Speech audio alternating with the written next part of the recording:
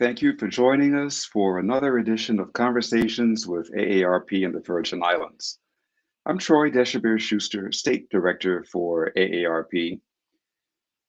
AARP, a nonprofit, nonpartisan member organization, has been working to promote the well being of Americans for more than 60 years, with special emphasis on the 50 plus segment of our population.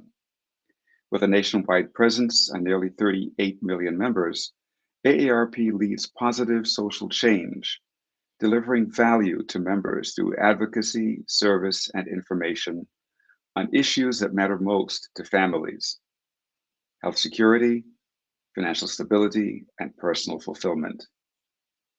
Over the years, AARP in the Virgin Islands has worked on bills, resolutions, and public policies on issues that have tremendous impact across the territory.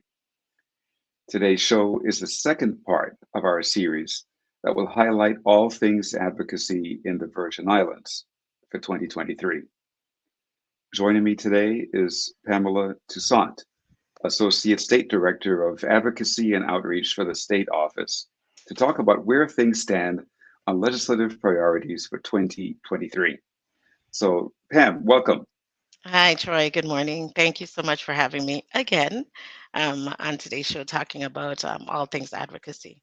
It's a great topic, and it's a prime time to have this discussion for sure. Definitely, definitely. And before we get into the heart of the discussion, tell our listening and viewing audience what you do as the Sure. Associate State Director of Advocacy and Community Outreach. Sure, absolutely. So, my primary role really focuses on working with policymakers, legislators, as well as the administration.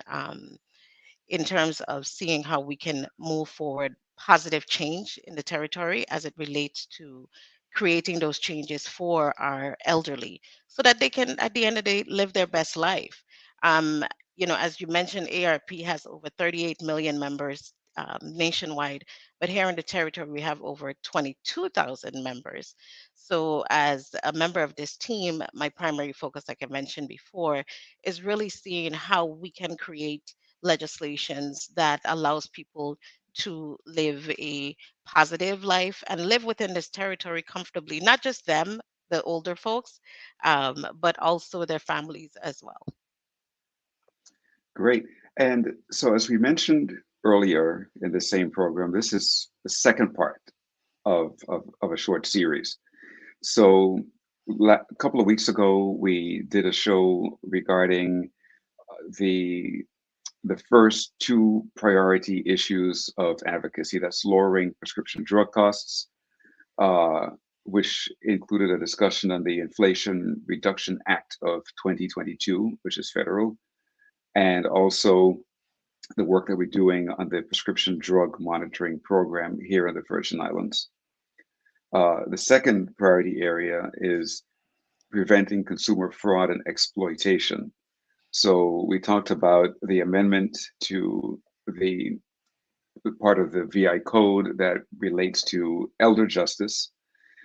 We also talked about our reform of the guardianship code within the territory, and also our reform of the probate code within the territory. All areas in which we've had really, really, really great success.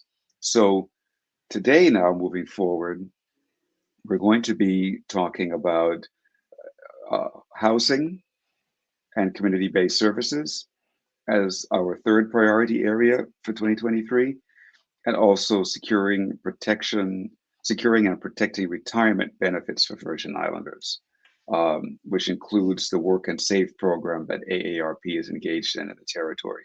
So let's start back with housing. Tell us about housing, Pam. Sure.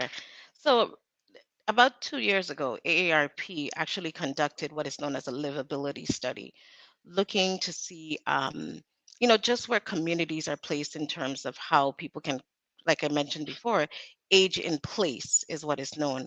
If their community, if their housing is accessible for them to continue to live well and live their best life. And that aging in place study actually, was very interesting in terms of the information that it allowed us to focus on. What it said is that over 90% of individuals want to stay at home.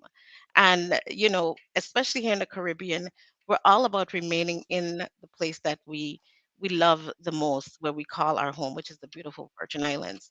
And how do we create that setting where we continue to be here until, we pass on in our lives? And, looking at, is it truly designed for us to remain there? So ARP has really been focusing on creating accessible and affordable housing. One of the things that we want to look at is really the land use here in the territory. About 2 years ago, we also was able in the 34th legislature, sorry. Can we do this again? Okay. Yeah. Let's end and start over. Sorry.